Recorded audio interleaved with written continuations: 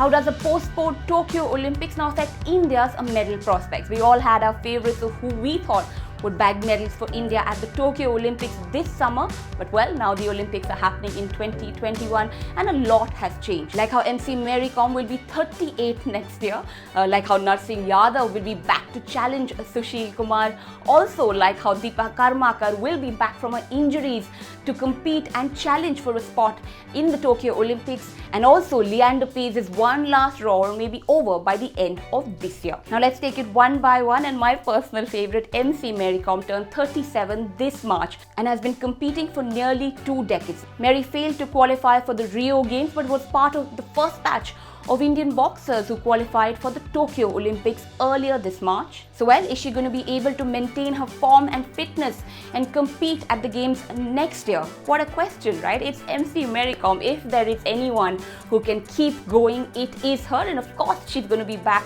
competing next year as well and be in Tokyo, and she said as much after the Olympics postponement was announced. Now I get more time to prepare and our training plans can be extended, she said, giving all of us fans a lot to look forward to in 2021.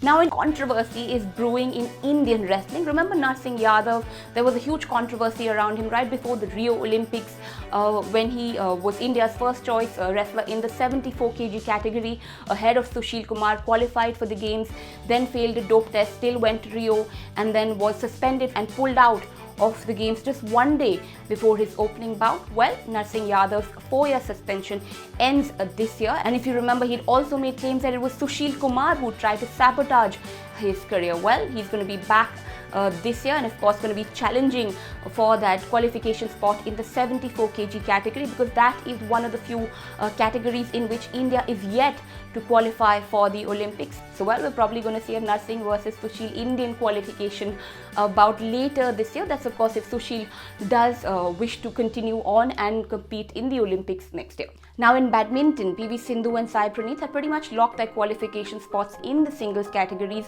riding mostly on their World Championship points from 2019. Remember, Sindhu won that historic gold and Sai Praneeth of course won the bronze.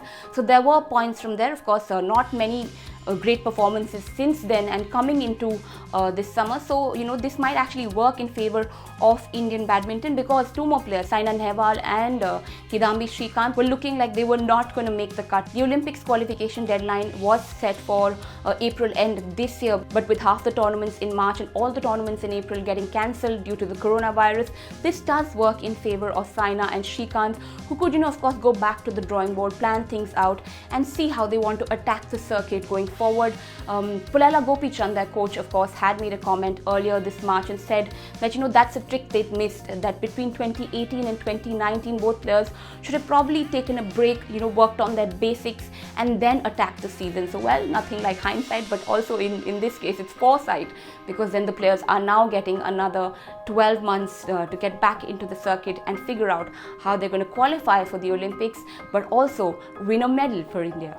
There is of course one major silver lining to the Olympics getting postponed. Deepa Karmakar, Indian gymnast who finished 4th at the Rio Olympics, has been sidelined for the last year due to an injury.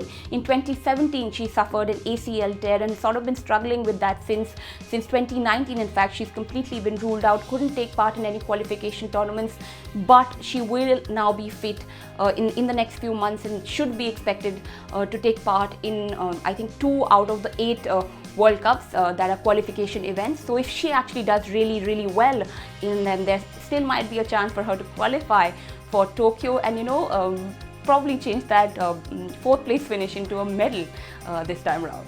In tennis, Leander Paes, Rohan Bopanna, Sania Mirza, all doubles specialists, were looking at qualifying for the Tokyo Olympics, but it wasn't really going to be an easy cut for them. So then, you know, of course, the extension does give them another year to work things out. Sania, of course, was returning from motherhood.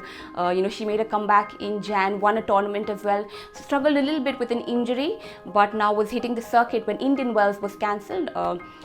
There's also Leander Paes, who announced at the beginning of the season that 2020 was going to be his one last roar, meaning he was going to retire at the end of 2020. We believe that Leander, of course, is rethinking that and working with his team to chart out his plans and, extend that by another year and play the 2021 circuit as well and compete at the Olympics. The postponement, though, might not work very well for some Indian sports persons, like shooters. The shooting federation had planned really well.